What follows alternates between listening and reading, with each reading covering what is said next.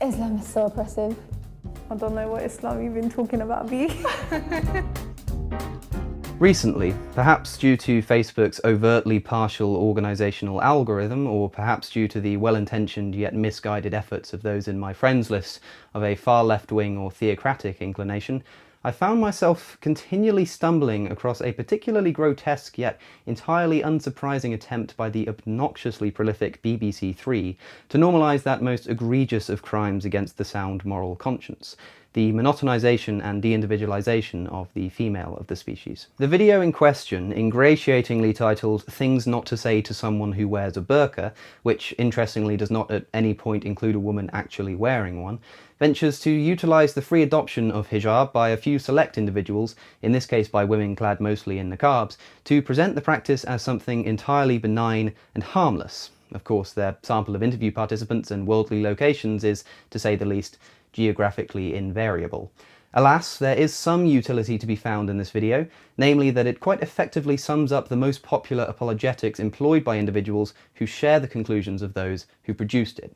And so I'd like to take this opportunity to discuss the topic of the niqab and burqa in general, and more specifically, address the two most prominent cases in their defence. The most telling portion of the video by far, and the part that most enthused me to construct this response, is that in which the question, "Why do you wear that?" is discussed. This is, after all, where the heat of the debate surrounding the covering of women truly lies. What is the motive behind the adoption of the cloth? Well, the first answer shown by one of the women is, predictably, "I am wearing this for God." I am wearing it for God. This is revealing. Upon reading the Quran, it is difficult to ignore the blatant repression of women promoted by its God. There is further misogyny, however, and a number of unnecessarily introduced theological complications implicit in the declaration that it is God's will that women cover their faces in public, an injunction that you will not find in the Quran itself. Firstly, if it is the case that a woman's standard of dress is different to that of a man's in the eyes of the Almighty, then we have two possible options by means of an explanation. Option A is that God is sexist and purposefully endowed women with more of a need to cover up than men. Option B is that God is a non-existent entity created by man, as in men, as a projection of his most abundant Iron Age characteristics, including, naturally, the subjugation of women. Neither option is a compelling justification for the sacrifice of one's identity. Secondly, there's another issue here regarding the views of this unidentified and unidentifiable woman regarding those women who decide not to adopt the veil. If she is of the genuine opinion that it is necessary for her to wear a niqab in order to be looked upon favourably by the Supreme Leader, is this judgment not therefore administered to all women? The God of the Quran is unforgiving at the best of times and makes it clear that those who contradict his prescriptions, myself unapologetically included, are in possession of a one-way ticket to the darkest pits of the underworld. If this woman's code of dress is, as she claims, contingent upon the wishes of God, the necessary corollary is that those women who refuse to abide by it themselves are looked upon by this God with distaste and therefore condemned to a similar fiery fate as my own. And herein lies the most salient argument against the promotion of such propaganda. If young, impressionable girls are taught, implicitly or explicitly, that in order to please the being that will ultimately decide their fate, it is advisable to cover their skin from head to toe, these girls will be led to believe that such a choice, provided they are lucky enough to call it a choice of course, should be seen as desirable. In other words, they will begin to want to cover themselves, despite this want being grounded in a clear case of false consciousness. It's not just Muslim women who are modest. There are so many different religions and different types of people who practice modesty in different ways. The second argument presented, whose appearance marks the extinguishment of all tangible defences of the barbaric proposition, is that regarding modesty. In order to retain a humble front, it is asserted, it is necessary for some individuals to remove any possibility for visual analysis by the predatory world in which they live. This, along with, of course, also evoking the question of what this belief says about the modesty of women who decide to show their face, clearly identifies archaic male insecurities as the basis for this contemptible practice, which originated at a time when women were seen as little more than the sexual property of their husbands, and therefore covered up in the same vein that one covers up one's personal belongings in a parked car, lest somebody happen across them.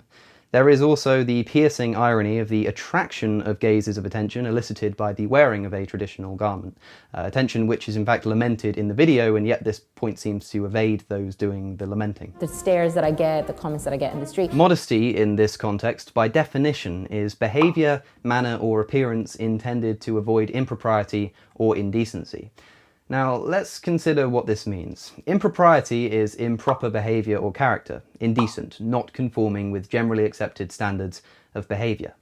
Well, as for the latter part, I don't think that showing one's face at all outrages the generally accepted social standards of society.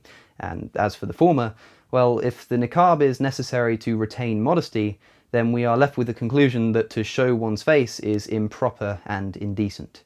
Again, I happen to disagree. This notwithstanding, and before anybody so much as draws the breath needed to accuse me of fascism and cultural imperialism, it obviously goes without saying that once the aforementioned desire to don the veil is developed, nobody is within their rights to force a woman to remove it, for the very same reasons that nobody has the right to force her to wear one in the first place.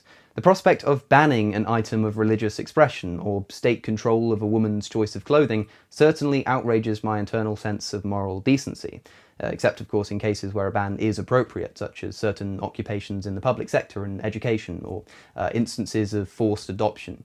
Still, given that the origins of the desire to dress in such an otherwise perplexing and repressive manner are so clearly coercive in nature, I find it damagingly irresponsible for secular individuals to make such an erroneous exception for Islam, where they would otherwise admonish such a clear case of the subconscious indoctrination of women and girls, not only into a bizarre religious practice, but also the victim-blaming mindset that underpins it. There does also exist, of course, the claim that wearing a niqab or burqa is not an Islamic practice and is instead an expression of modesty for modesty's sake, or is strictly cultural and not in fact to impress any Middle Eastern deity. This is easily dismissible. With specific regards to the video, you will notice that the woman in it who claims that her wearing the niqab is cultural and not Islamic is the very same woman who, in response to the question, "Why do you wear it?" says that it's an act of worship and that she's doing it for God. It's cultural. It's never Not been Islam. Islamic. It's an act of worship. I am wearing it for God. If they really were simply nothing more than a reasonable expression of modesty, then the niqab and burqa would not be idiosyncratic to Muslim women. As a matter of fact, this exact exclusivity is what seems so indicative of there needing to be some religious persuasion involved in order for any person to wish to wear a cloth on their face every day. This should not come as a surprise. I am unreservedly in favour of any person's right to wear whatever they want, but I am also unreservedly repelled by any ideologically driven attempts to decide what women should want. A legal ban on the practice, like Belgium's, which was just upheld by the European Court of Human Rights last month, is not the answer. It misses the point. Let's stop polarising this issue into pro-ban versus pro-burqa. Let's stop having fatuous arguments over moral relativism, and let's turn our attention away from our own political pursuits and towards those women and ingenuous girls who actually deserve it. I've been Alex O'Connor, or Cosmic Skeptic. You can find me on social media here. Thank you for watching. Don't forget to subscribe, and I'll see you in the next one.